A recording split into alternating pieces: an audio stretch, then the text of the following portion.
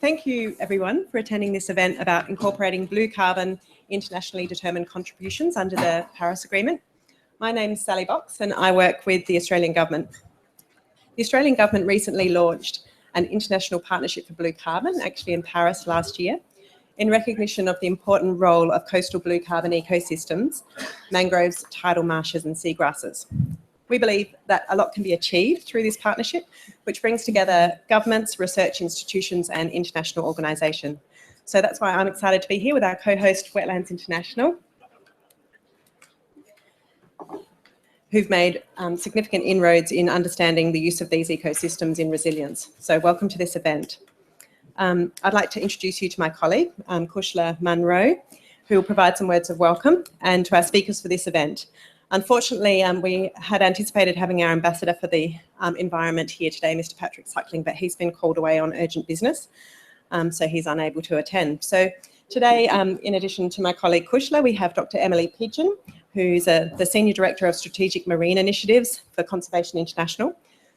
Conservation International are a founding partner of the International Partnership for Blue Carbon, and a natural choices speaker, as the organisation has a wealth of experience in the field of blue carbon and in raising its profile internationally. We also have Marta Rojas Urrego, who's the Secretary General of the Ramsar Convention. We're very excited to hear from the Secretary General of Ramsar today.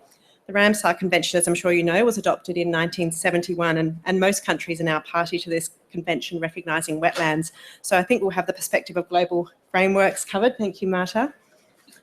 We also have Dr. Noor Masrupatan, Director General for Climate Change from the Ministry of Environment and Forestry in the Government of Indonesia. Indonesia is another founding member of the partnership and a critical partner as the manager of one of the world's largest shares of mangroves, tidal marshes and seagrasses. We hear they've been doing some work thinking about how to incorporate blue carbon in an NDC, so another valuable perspective. We're also very pleased to have Dr. James Cairo here from Kenya, from the Marine and Fisheries Research Institute. Pilot projects for blue carbon have been springing up across the world, and one successful example is the Makoko Pamoja or Gazi Bay Mangrove Restoration Project. So I look forward to hearing more about this project and some of the lessons from it. We also have Duncan, excellent, the Director of International Climate Policy from the Nature Conservancy. Parallels have been drawn between REDD+ and blue carbon. Not that this is necessarily the way to go forward, but Duncan has significant experience in REDD+ and can potentially share some thoughts on what can be learned from the forest experience, particularly given the manifold benefits of blue carbon, including resilience and livelihoods. And we have Marcel Silvius, Program Head of Climate Smart Land Use from Wetlands International. So our co-hosts get the last word, which is wonderful, as it's only appropriate given the tremendous work they do using ecosystem-based approaches for resilience. So I'll now hand over to Kushla to tell you a little bit more about the concept for today, but also what Australia is doing in this space. And we'll have time for some questions and answers after the speakers, so I really look forward to a dynamic discussion at the end. Thank you.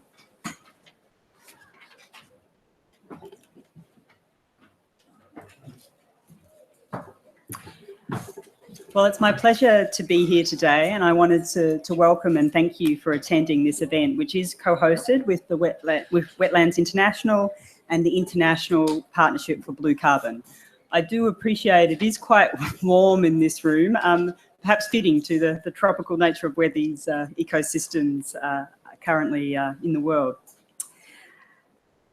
Through an event such as this, we are bringing together like-minded countries and organisations to discuss the importance of coastal blue carbon ecosystems in both climate change mitigation and adaptation. I think as we'll hear today, mangroves, tidal marshes and seagrasses are highly efficient at storing carbon. But when these ecosystems are destroyed, that function is lost and carbon is released. These ecosystems also have a tremendous role in protecting coastlines. When they are degraded, the coastlines are prone to storm surge and coastal erosion, which impacts the many communities globally that live on these coastlines. Of course, these ecosystems also have many other benefits, not least of which is the role in fisheries and supporting livelihoods. I think the recognition of these vital functions of blue carbon is clear, both in the evolving science and also in many of the pilot projects that are already underway. However, what's less clear is how best to incorporate the conservation of these ecosystems into national policies and frameworks. And frameworks and policies that really do benefit communities and act for the climate. Luckily, I think we have a few strong starting points. Firstly, the IPCC has released guidance on incorporating blue carbon into national greenhouse gas inventories. Secondly, there are frameworks for resilience using ecosystem-based approaches, which our co-host, Wetlands International, can tell us more about. And lastly, I understand that the Nature Conservancy has done some analysis and estimates that about 50 countries have included these ecosystems in their NDCs. And that is the theme of our side event today, incorporating blue carbon into NDCs and thinking about the way we create effective science-based investment plans to protect and conserve these very important ecosystems. I'm going to speak a little bit now about the importance of being able to measure and monitor these ecosystems, whether it's for adaptation or mitigation purposes. We need to know where these ecosystems are. We need to be able to map them, and we need to know what state they are in. Do they have large carbon stores? Are they biodiverse? Do they have an important role in fisheries? And are they protecting the coastline? And lastly, I think we need to know what is happening in the ecosystems. Are they being degraded? And how much carbon is being lost? In Australia, we place a lot of importance on our national greenhouse gas inventory. In particular, we have developed advanced systems for the measurement, reporting and verification of our land sector. And now we're in a position to turn our minds to blue carbon. Since the IPCC wetland supplement was released, we've begun progressively implementing it, starting with coastal ecosystems. Australia expects to submit its first coastal wetlands account in the 2017 National Inventory. This will be continuously improved and expanded to include wetlands in future years. I think the lessons and the data we gain will be vital for others trying to better understand their coastal ecosystems. And that I believe that these systems and processes will support effective national policies. The measurement, monitoring of mangroves, tidal grasses and seagrasses is complex, but I think it can be done progressively and according to capacity. The value really comes down to how we're going to share these lessons, and that's why Australia is so excited to be part of the International Partnership for Blue Carbon. Australia announced this partnership 1 year ago at the Paris Climate Change Conference, and since then we've been very encouraged by the high levels of interest of countries, research organisations, NGOs in coastal blue carbon ecosystems. I think it really does highlight that this is a shared endeavour. At the initial workshop for the partnership that was held in Indonesia, participants decided that the initiative should focus on 3 things. 1, raising awareness. 2, exchanging knowledge. And 3, accelerating practical action. I believe today's discussion will be one of many that will help us achieve these objectives. And I really do want to thank everyone here for attending. Now I'd like to hand over to Emily Pigeon to tell us more about blue carbon.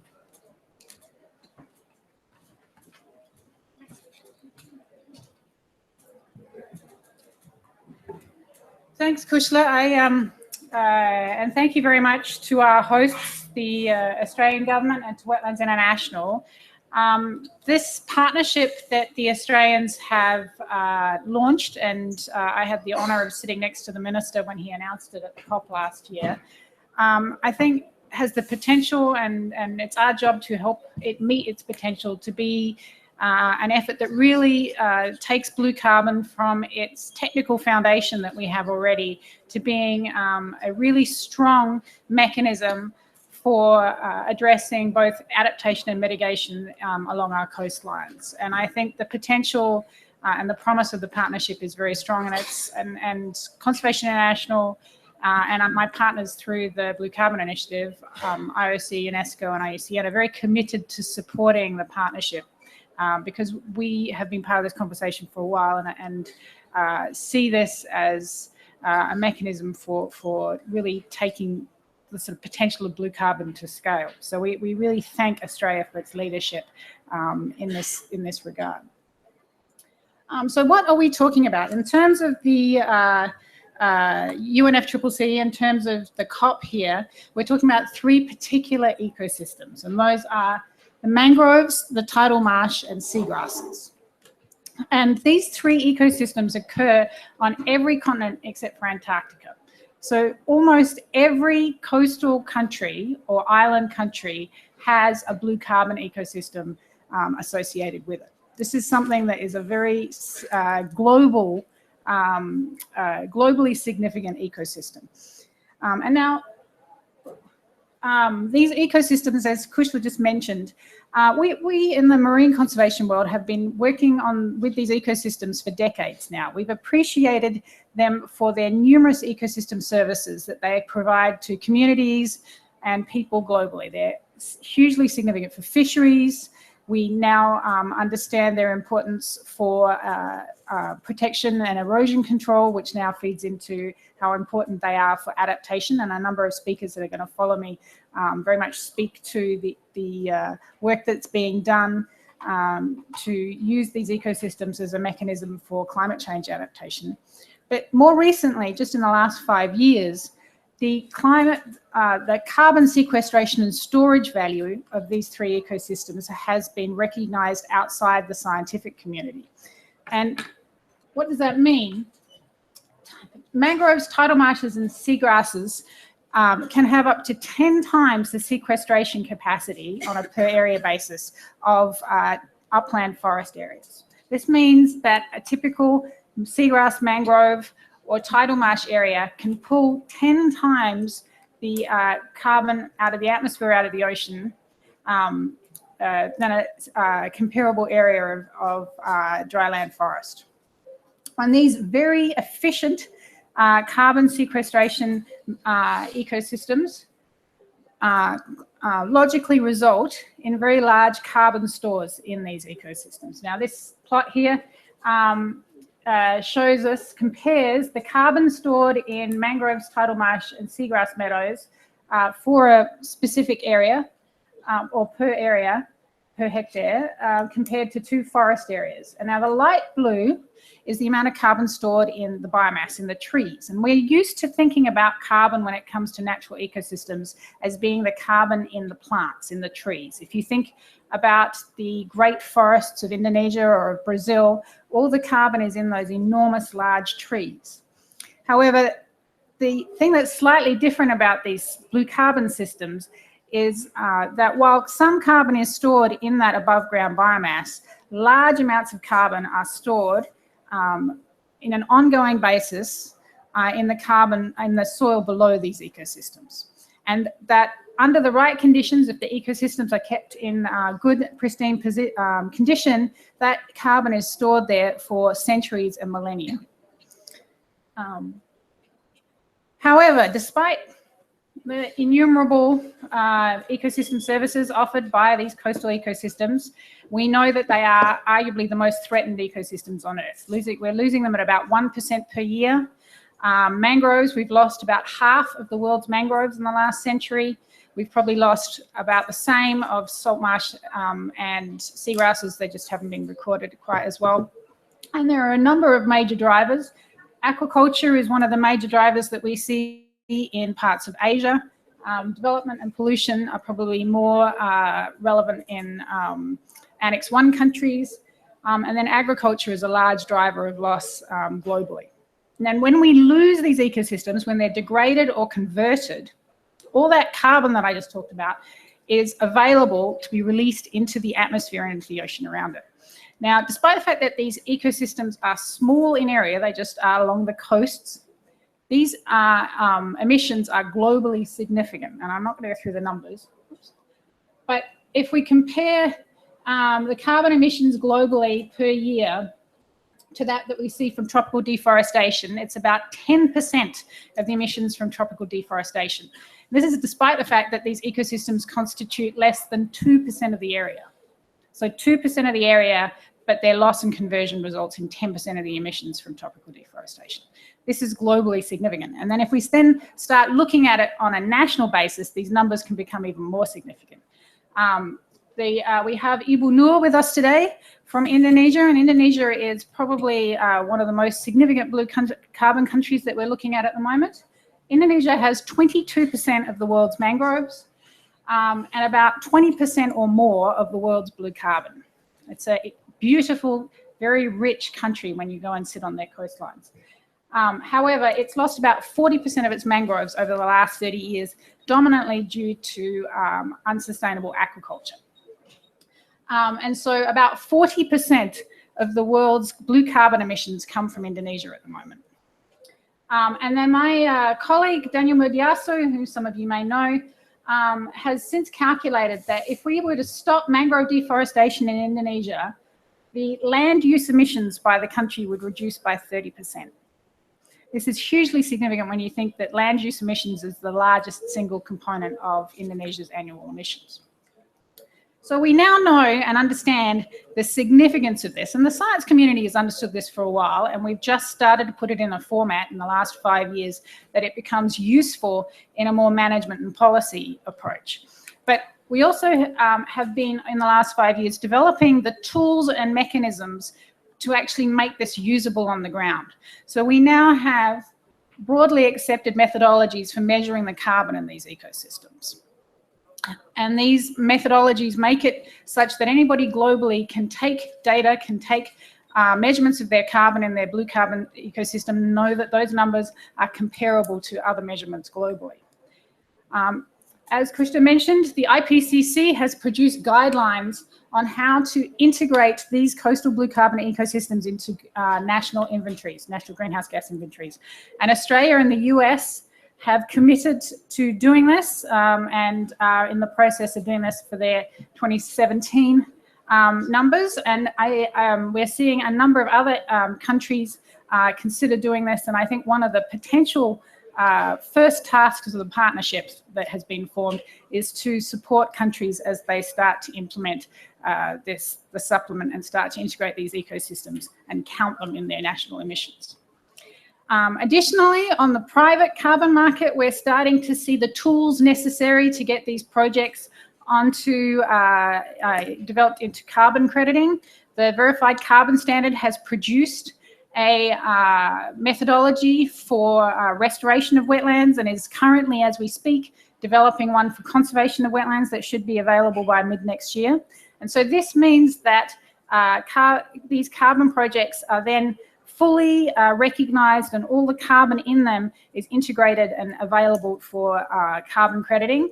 My colleague Kyra will be speaking about a very early, probably the first real carbon credit project that's been developed in mangrove systems. And lastly, if we understand now that the carbon in these systems is highly significant, and that we now have the sequencing of tools necessary to start integrating this into how we finance conservation and restoration of these systems and how these ecosystems can be integrated into our climate policy.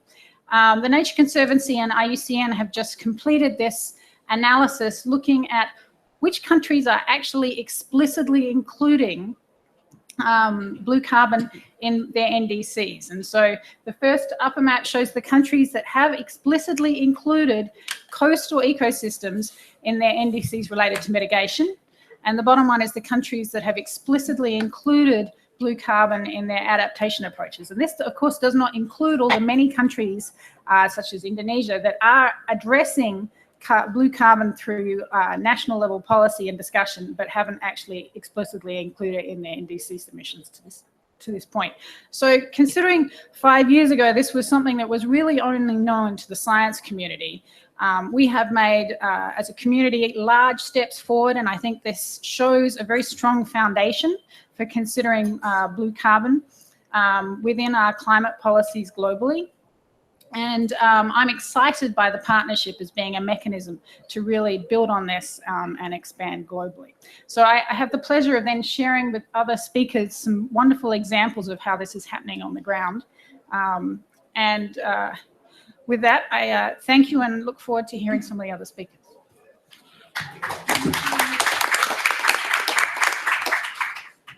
Thank you, Emily. I'll now hand over to Marta from Ramsar to give her presentation.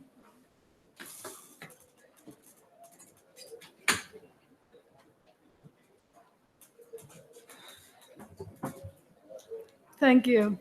I'm very pleased to be here at this important moment in Marrakesh, where we have seen the ratification of the Paris Agreement and the time of implementation and raising action to reach the commitments and go towards the ambition that is needed is really crucial.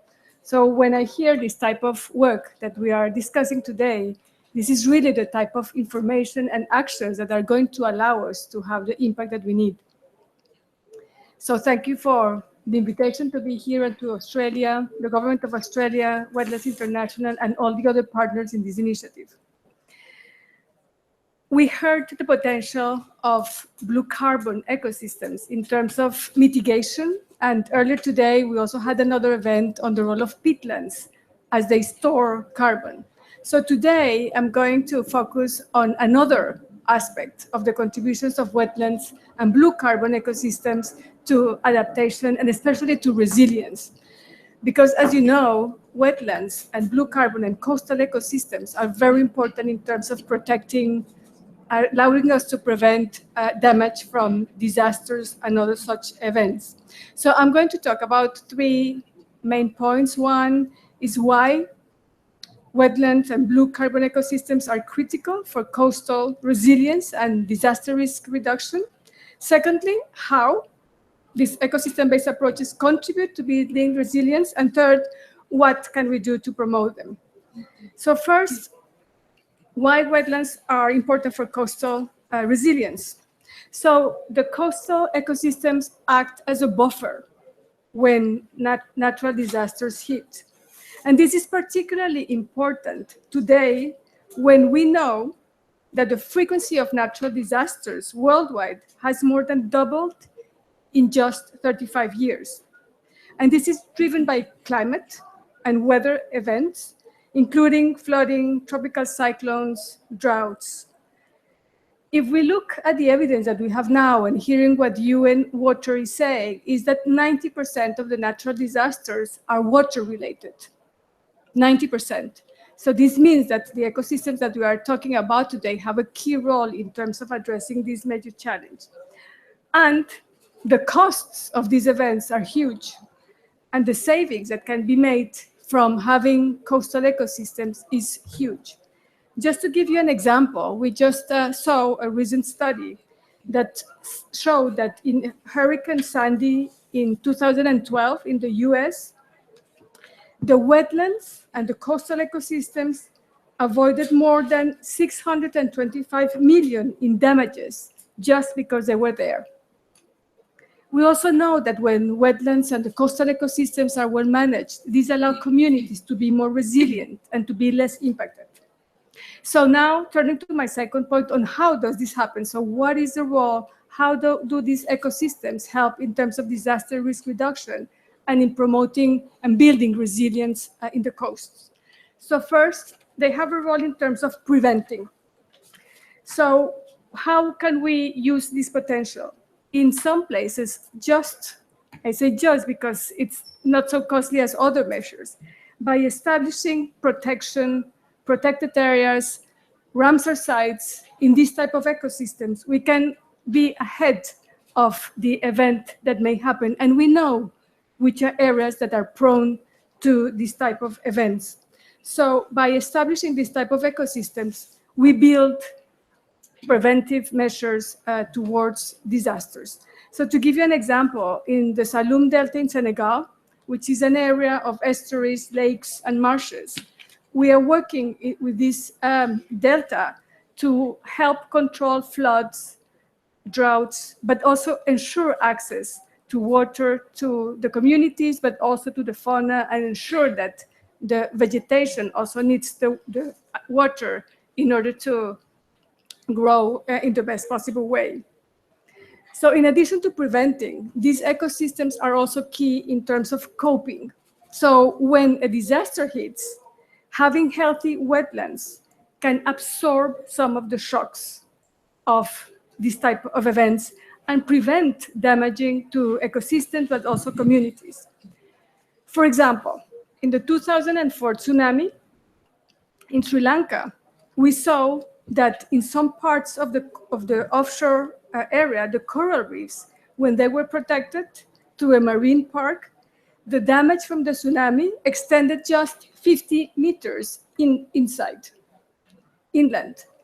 In a nearby area where the corals were degraded and mined, the damage extended 1.5 kilometers inland. So clearly, the coral reefs were acting as a buffer in terms of coping to a disaster when it hit. And the third aspect is that this type of ecosystems allow us to bounce back. So when there is a disaster, these ecosystems help and speed up the recovery after the disaster hits. They can act as natural filters for water and help restore the nutrients. An example in India is when we had the cyclone in 1999 in Odisha. There is evidence that the rice paddies that were protected by mangroves recovered their food production much more quickly than croplands that didn't have this buffer. So having these coastal ecosystems can also help in, after an event like this hits, being able to recover fastly. So this means that maintaining healthy coastal wetlands and restoring degraded ones contribute to resilience, which, as we know, is key in the context of climate change. But when we protect these ecosystems, we are not only achieving objectives in terms of disaster risk reduction, but also, as we heard before, in terms of carbon storage, in terms of adaptation, and in terms of getting sustainable development and benefits for communities and the whole economy. But we have heard that we have already a lot of knowledge. Many organizations have been working on this, but there is still limited action. There is an untapped potential of wetlands and the blue carbon ecosystems to address climate change and deal with its impacts. So what can we do in that context? So we heard from the presentation just before me that there is a need to develop knowledge, and there are actually amazing pieces of knowledge that are being developed. We are developing tools to take local action, management plans, but there is also a need to have policies and legislation at national level. And this is where conventions like Ramsar, which, as we heard from the beginning, has 169 countries, is very important. Because this means that 169 countries have been thinking about this for many years, and they are now really very keen in taking action. But Ramsar is one of these agreements. We have other agreements. And we have the Sendai framework on disaster risk reduction, which happened also last year. We are here in Marrakesh, climate change, and we heard the case, the very strong case of including this type of measures within NDCs. We have the Sustainable Development Goals, which have many targets that deal with disaster risk reduction. We have the Desertification Convention. So all these instruments are developing different policies in that regard. Ramsar is also developing a policy brief and policy information on how to link wetlands to disaster risk reduction. So I think that a main challenge and a main opportunity is also how can we get all these agreements working together? How can we be efficient, and what one convention can bring to the equation is also supported by another one. And this is where partnerships, such as the one that we are part of now, that on the blue carbon, is a main opportunity. So we need to build these synergies so that we can be more effective. But I wanted to finalize by saying we know a lot, but the problem is that those who know are a small group, are the people who are experts, and we are not yet reaching the broader audiences, including in other conventions, but also the public, in terms of the values of blue carbon and coastal ecosystems, and more broadly wetlands. And I wanted to share with you that one of the initiatives that Ramsar has been carrying out in the last years, in partnership with many of the organizations that we have here today, is the World Wetlands Day. So this is a day, the 2nd of February, where we do a campaign utilizing the platform of Ramsar, which has 169 countries, our partnerships. We have partnerships with 6 large conservation organizations, and all those who want to participate to really raise awareness about the role of wetlands, and in this case, blue carbon, for disaster risk reduction. So the focus this year is precisely disaster risk reduction. So it's a great opportunity to really move forward and campaigning so that we can get awareness on this, because I believe that if people understand what we are discussing here, it's going to be a lot easier to have impact. So just to conclude, there is a great potential to sequester carbon in the blue carbon ecosystem that we discussed. There are huge potentials in terms of mitigation, adaptation, sustainable development. So it's really important to see these type of initiatives in which we can work together, make the linkages, and work in synergies. I'm sure that we're going to have a lot more traction and ensure that we meet not only the objectives and the ambition that is needed in the Climate Change Convention, but also to get sustainable development and sustainable livelihoods for all. Thank you.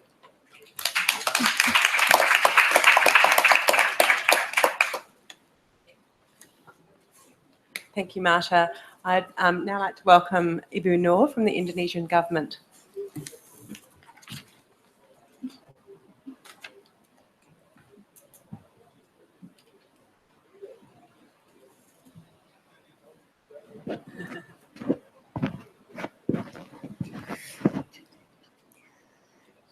Good afternoon, colleague. First of all, I would like to thanks to Australian government, especially Kusla, for inviting me in the site event that has a lot of relevance to Indonesia. Colleague, allow me to share with you on the NDCs and policy development related to blue carbon in Indonesia. And thanks to Emily to introduce the case in Indonesia, how blue carbon is incorporated in our NDC. In fact, we have not explicitly incorporated that there because of some challenges, and that we have to work further on that. Colleague, at this opportunity, I would like to bring the three issues here. First, regarding the context, and then the relevance to Indonesia, Indonesia NDCs, and the role of blue carbon, and the further work, especially for Indonesia.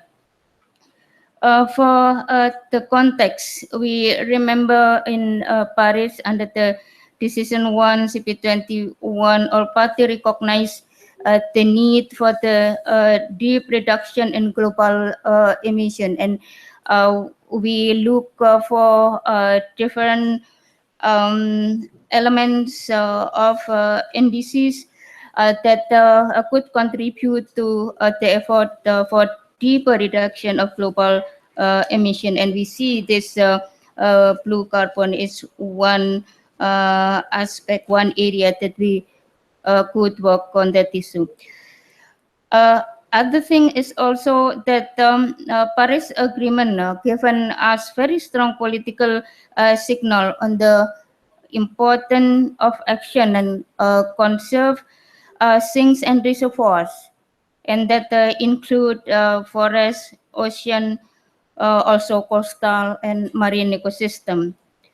We also agree to promote regional and international cooperation in order to mobilize a stronger and more ambitious climate change action by all parties and also non-party stakeholders, including civil society, private sector, financial institutions, cities, and other subnational authorities, local communities, and indigenous people. So what is the relevance to Indonesia? Indonesia is an archipelagic country with extensive low-lying coastal areas and thousands of small islands, which naturally put us as highly vulnerable to the adverse impact of climate change. We have already experienced extreme climate-related events such as floods and drought, and is anticipating long-term impact from sea level rise. Along with the population growth, we also anticipate the climate change-induced natural disaster will also affect a greater number of people and their assets, affect their ability to escape from poverty. Indonesia is also an emerging and relatively stable democratic country and the fourth most populous country in the world, with the largest generation of young people and the most working age people in its history. Scientific and empirical evidence has shown that climate change has caused the increase of the risk of hydrometeorological disasters, which make up to 80% of disaster occurrence in Indonesia. The most vulnerable population tend to live in high-risk areas that are prone to flooding, landslides, sea level rise, and water shortage during drought. As the country with the second longest coastline in the world, Indonesia faces a high risk of coastal inundation and also sea level rise that may affect up to 42 million people living in low-lying coastal zones. Most of these areas have experienced rapid urbanization reaching 50% compared to in 2010.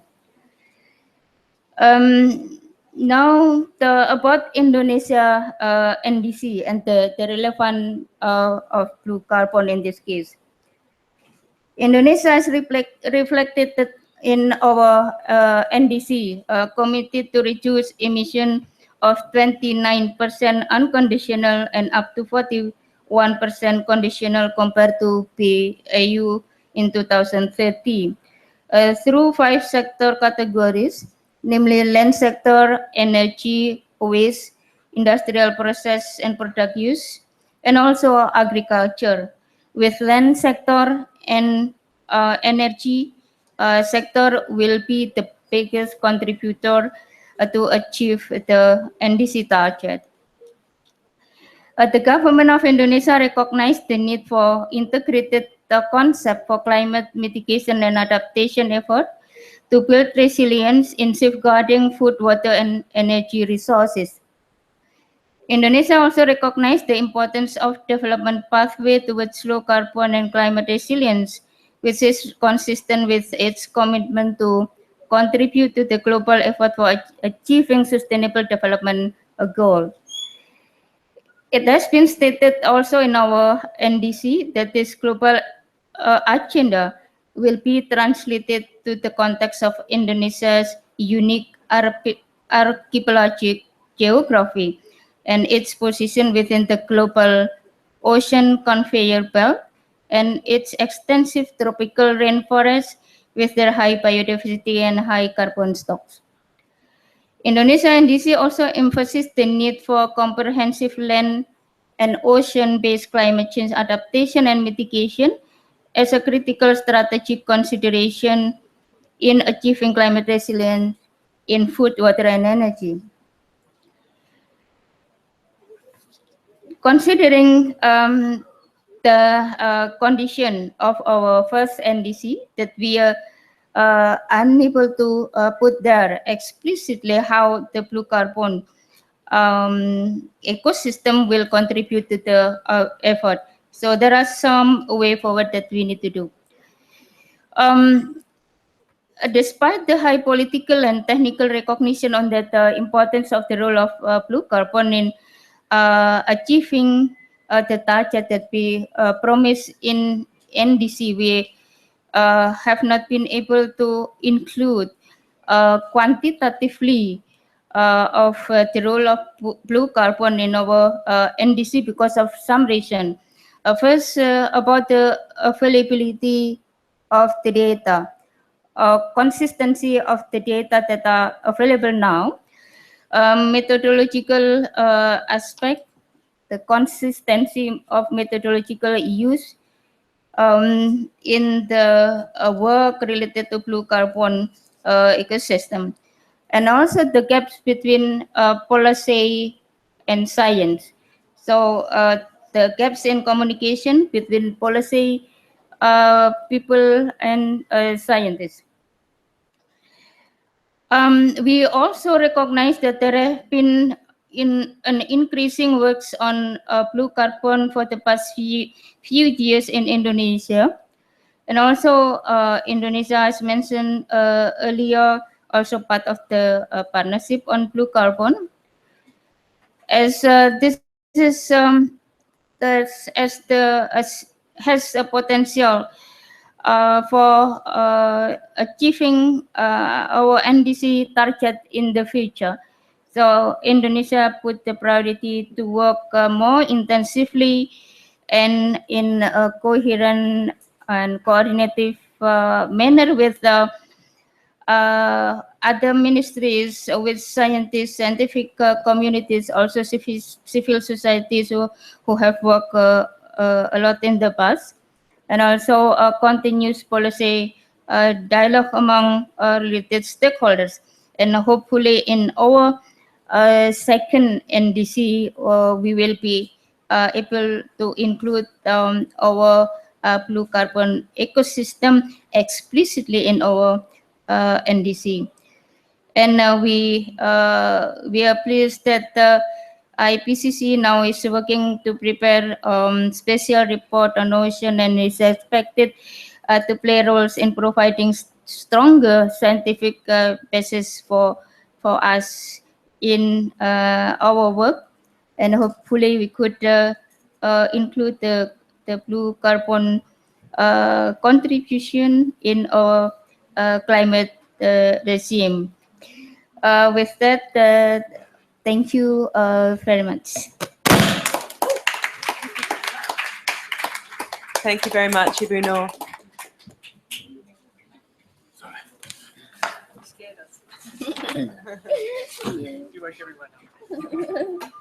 We're now going to move on to, I guess, a group of presentations about, scaling up, which goes to scaling up from the project level to national policies. And pleased to welcome James Cairo from Kenya Marine and Fisheries Research Institute.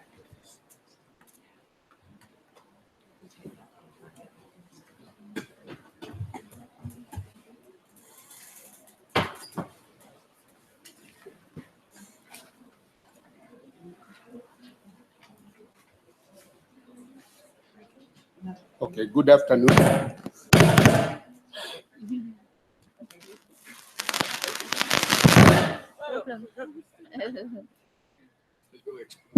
Can you hear now?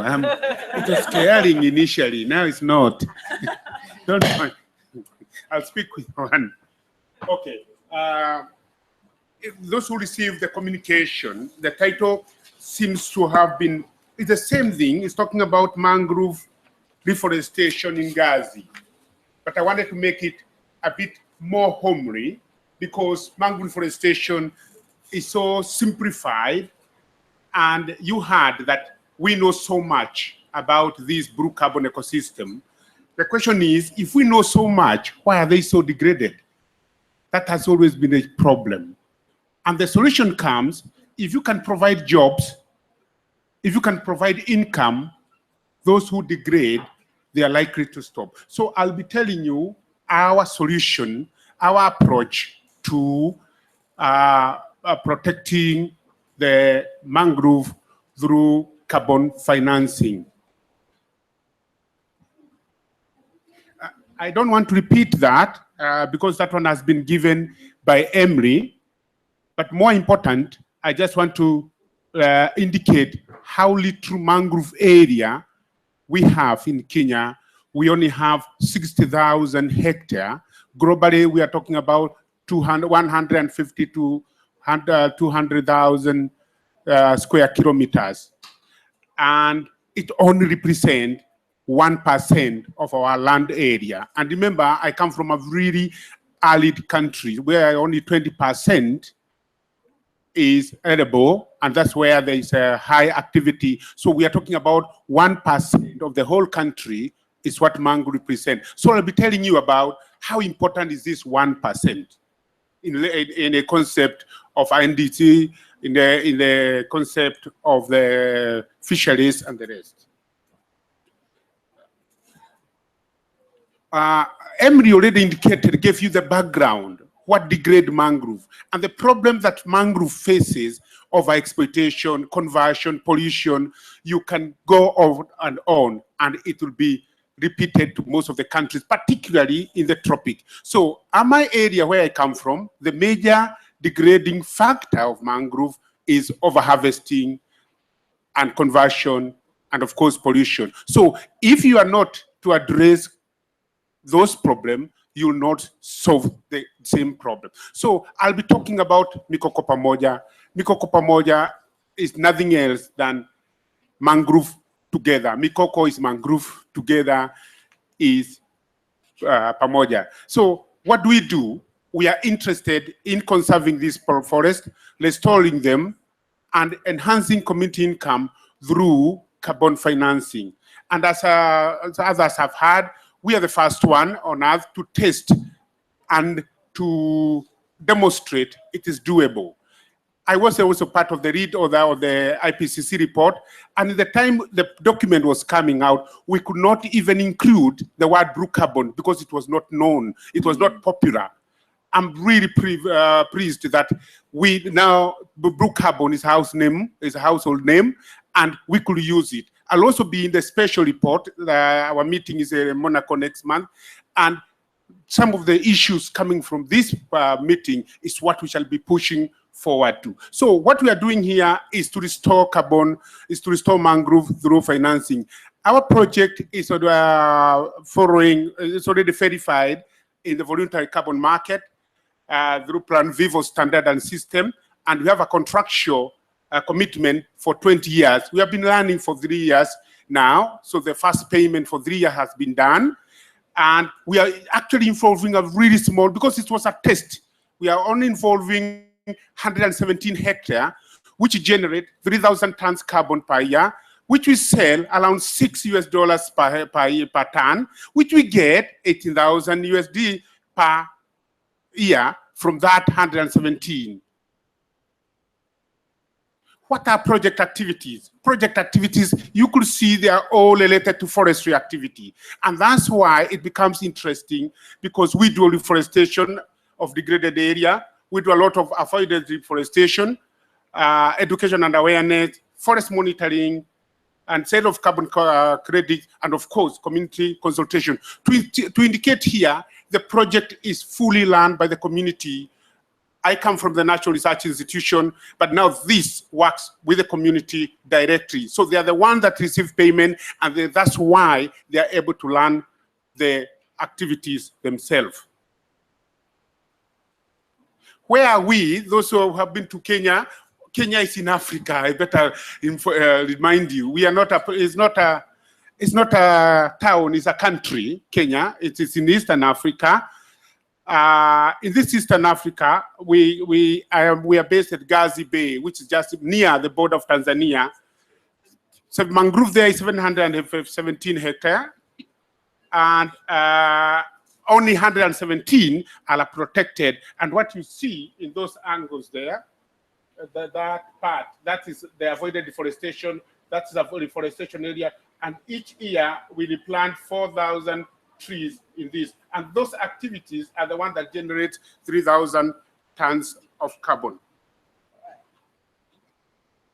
What are the benefits we get? Every year we sell 3,000. Every year we sell 3,000 tons. But then you have to remove because of the buffering and because of the risks, we reduce that. So the total. So every year we sell that. We get that. We sell for 18,000. Then we move that. So we are getting roughly 14,000 hectares, 14,000 USD. In the 20 years contractual period, we'll have avoided emission of 60,000 tons. What's biodiversity benefit? Initially, this was not a core, because we assumed that when the forests come, because we are not planting new forests, when the forests come, we expected that the biodiversity will come. So we had not put a lot of concern. But now we have increased because of the interest also of biodiversity and ecosystem function. And we could see that the uka, that is the crabs, and the molars are coming in areas that were restored through the community. And then we have a lot of community benefits. Community benefits that the project Mikoko Pamoja has been able to create jobs, has been able to increase the livelihood through tourism and high energy saving stores. We have community education and water for sanitation. So these are some of the projects we are able to support at the community level. You can see the ecotourism project, this mangrove restoration, this is school education program, that is the water program. All this is supported by the sales of carbon in the international voluntary market. So what has been our strength? And as you can see, our project is built on science. And even if you have to start the same project, it has to be built on science for it to succeed. But you need, science alone will not bring blue carbon project. You need community support, you need government support. And using government and the community, they have signed what we call the Forest Management Agreement, which now allow the community to manage that part of the forest. And then from that, we are able to prepare the PIN, the PDD, and of course, that's how the project, and then we have the independent verification. So this is a whole project cycle if you are to start a blue carbon project. But our strength is science. And for science, I should say, the area we come from, if you Google Gazi Bay, and if you're a mangrove scientist, you cannot complete your study if you don't use some of our work. Some of our work is the most studied site on Earth.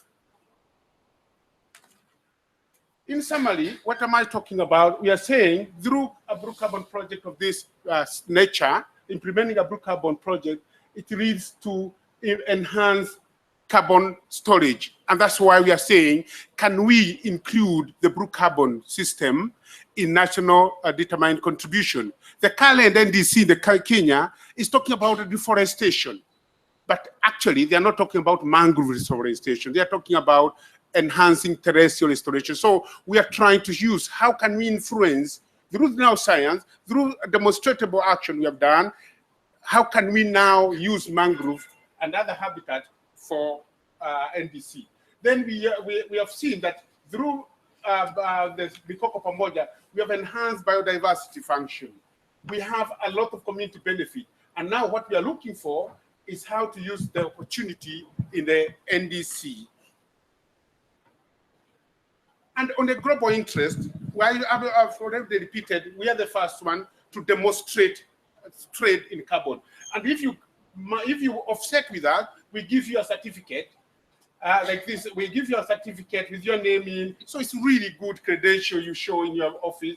And then our major market is individual like you. We sell to companies, we sell to universities, and our project has appeared in the Guardian. In last year, we were talking about Mikoko Pamoja. This was COP 2015 as a blue solution.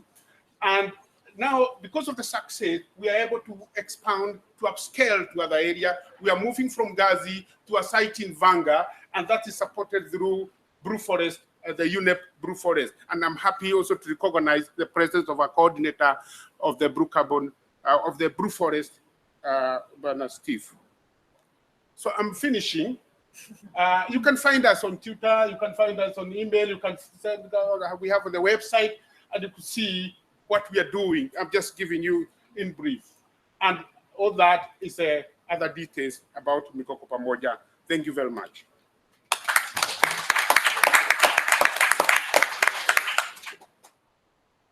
Thank you very much, Dr. Cairo. Fantastic to hear about a project that's working on the ground with such great multiple benefits.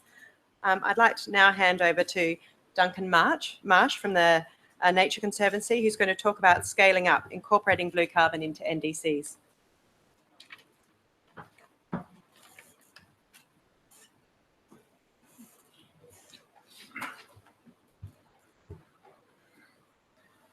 Let me risk these microphones. A gentle touch is required, it seems.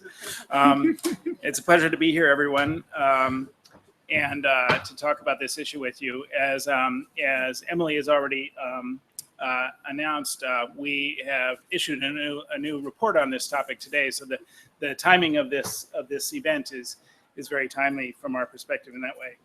I guess I'll begin by saying one thing, and that is that from our perspective, as we address climate change, the need to reduce emissions and manage the atmospheric concentrations of carbon to keep temperatures to sustainable levels, it's clear to us that we need to access all ways of reducing net emissions into the atmosphere.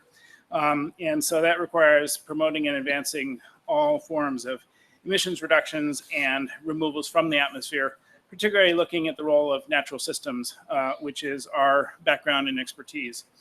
And that obviously naturally led us to the role of coastal blue carbon, and based on the work we've been doing in coastal ecosystems for decades now, helping to protect, conserve, and restore those. I just want to reiterate from the report and a couple of statistics that Emily said, because they are really quite indicative. And Emily, you already captured this. But of 151 NDCs which we studied, 20% of that, I'm sorry, 19% or 28 countries referenced at least one of the three blue carbon ecosystems that Emily mentioned for mitigation purposes. Another 59 countries referenced coastal ecosystem for adaptation purposes. So as several people have said, the awareness of blue carbon and its opportunities for mitigation as well as adaptation really has risen in recent years. And we think it's upon all of us to really further propagate that understanding as we seek effective ways to address climate change. And so I know all the panelists feel this, and I hope that that's one of the messages that you in this room will take away from this session. So I've been asked to think about ways to help to advance blue carbon in NDCs as countries proceed forward on their implementation of their targets. And the first point that we'd like to make is that it's important to establish in people's mind a clear understanding of what is meant by blue carbon. What is the definition of blue carbon? I think there's a lot of confusion. Just yesterday, I was in a conversation with a REDD+ negotiator who was expressing concern about blue carbon because she felt that that blue carbon presented an opportunity for countries to receive credits for things that they don't actually take actions around doing and get credit for toward their NDC. And I said, well, doesn't that depend on how you measure it and how you set your reference level and all the other things that we have learned how to do for REDD+? And she said, I guess so. And I pointed out that some of the reference level methodologies under REDD+ may not be quite adequate to do all the types of financing that one might envision for REDD+, such as offsets and that sort of thing. So in some cases, we found that in the financing mechanisms, that additional work on the methodological underpinnings for REDD+ is necessary, depending on what types of financing mechanisms you choose. And I will touch on that a little bit more. So in addition to establishing that definition, the next part was mentioned by Dr. Cairo just now, and that's the strong science. And beyond just clarity of definition. So we need to ensure that there are consensus-based approaches to measuring blue carbon, to reporting on it and verifying it, as well as to establishing appropriate reference levels. And these are things that have been worked through for several decades now, for at least 2 decades in the area of forest carbon. And it's been done through a lot of different scientific exercises and through demonstration projects like Dr. Cairo just described in Cairo. So I imagine that your project will illuminate a lot of lessons that can get fed back into the science and practice of blue carbon. And one of the messages I would say is we probably need a lot more demonstration projects like that to continue to understand and to refine our approaches to this important area. One of the advances on the science is the Blue Carbon Manual that CI and others have developed several years ago. And then the IPCC supplement on coastal wetlands that identified default values for coastal ecosystems, default carbon values. And so these are important bases to move from. Those essentially have support of the scientific community, but it's important to note they are not endorsed yet by policy bodies. So there's no guarantee that those are applied with any sort of consistency, or would be necessarily as countries and other actors move forward on blue carbon. So establishing that and getting the uptake of those into policy forums, we view as an important step to establishing sort of legitimacy and consistency of this mitigation area.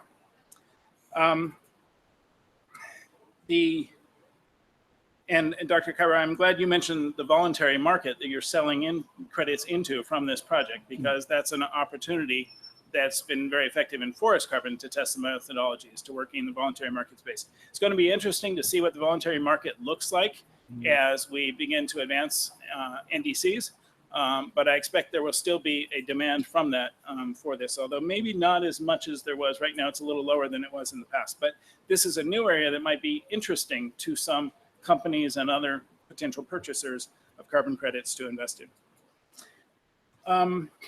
One thing as we think about mitigation opportunities and incentive programs, under REDD+, the mechanism that and set of rules that addresses forest carbon, mangroves can be included in that if they're above a certain elevation, a certain height. So some of coastal ecosystems are already included under REDD+, although the other ones are not yet. The adaptation function of coastal ecosystems is a very important co-benefit to the mitigation we see, and there may be financing opportunities that arise from that. And given the accumulated carbon in the soils that was described by several of my other colleagues, from a mitigation perspective, the conservation of coastal wetlands is going to be more effective than restoration, certainly in any near to medium term, because that prevents the loss of that carbon into the atmosphere. Restoration will be slower in terms of the mitigation opportunity, but both approaches offer significant value for adaptation of coastal communities in coastal systems.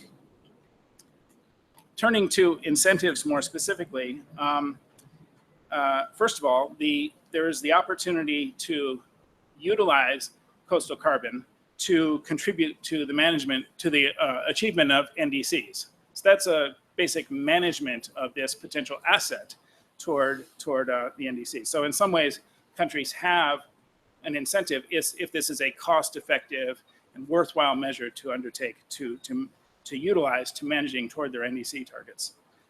Beyond that, by asserting the carbon value in a more concrete way, there's potential to attract investment into that carbon value that could come from either public or private sources. From private sources, it may be most likely to come in the form of carbon offsets. And as I alluded to earlier, as we've looked at financial mechanisms for carbon offsets in the area of forest carbon, either through private mechanisms or through public funding mechanisms that are paying for carbon offsets, they have all established a more elaborated set of rules than exists under the UNFCCC guidance on REDD+. The UNFCCC guidance adopted the Warsaw Framework 3 years ago, I think now, if I remember right, COP18 in Warsaw, that establishes a set of rules. But all those financial mechanisms, whether it's a verified carbon standard in the voluntary market space, the Forest Carbon Partnership Facility that's managed by the World Bank but composed of about 65 countries, or other such mechanisms of paying for offsets, they all have a more elaborated set of rules. And that's something that blue carbon offset proponents also would have to consider. And then the co-benefits such as adaptation offer a number of interesting opportunities, particularly for innovative financing approaches. And I just want to highlight two of those that we're working with. One is we are working in some coastal ecosystems with insurance companies to develop a new kind of insurance product that would value the protective, resilient nature of ecosystem functions over communities. So in effect, the fact that those ecosystems are in place and providing the services that they do, the resilience services to communities, means that there's less exposure to the insurance companies to the risks that could transpire there. As a result, if those are protected, it's in the insurance industry's interest to offer lower premiums, and it's in the interest of those communities or businesses that are benefiting from that ecosystem service to want to fund the protection of those ecosystems so that they will get lower insurance premiums. So this is a new experiment where we're bringing together in Mexico to protect the Mesoamerican reef, section in the Mesoamerican reef, and it has a lot of interest from the industry there that's affected, and the insurance companies, and we think this model could offer a lot of potential in other areas. So it's one approach to innovative financing that's looking at the adaptation value of these ecosystems. In that case, it's coral reefs, but the same principle could apply to coastal wetlands as well, where the blue carbon is stored, and that's a potential area of interest. And then the other one is debt swaps for adaptation. Last year at the COP, the Seychelles announced a debt swap where creditor governments and private financiers would forgive the debt of the Seychelles in exchange for the Seychelles committing to invest in climate change adaptation and coastal conservation and restoration programs. So that's another innovative financing approach, which can both potentially complement the mitigation value of the carbon in blue carbon and the adaptation value it provides as well. So those are some ideas for you all. Thanks to the panel.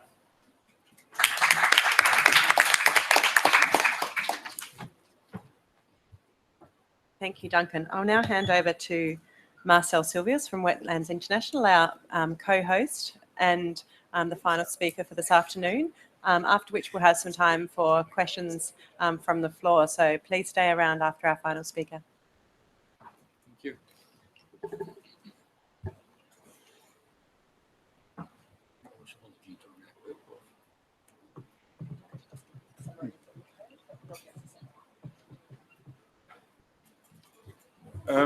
Okay, waiting for the presentation.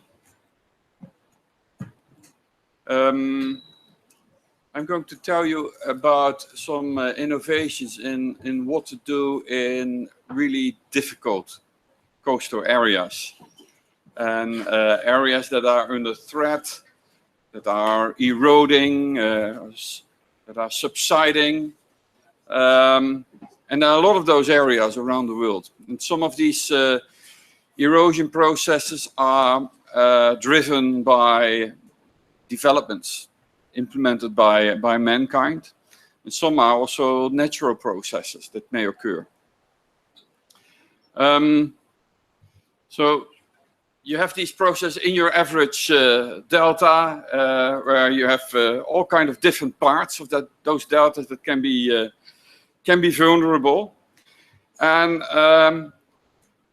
you find that there's a lot of natural processes happening in those deltas. And what the concept that I'm talking about, building with nature, is about is harnessing those natural processes, using those natural processes to create more safety in those areas.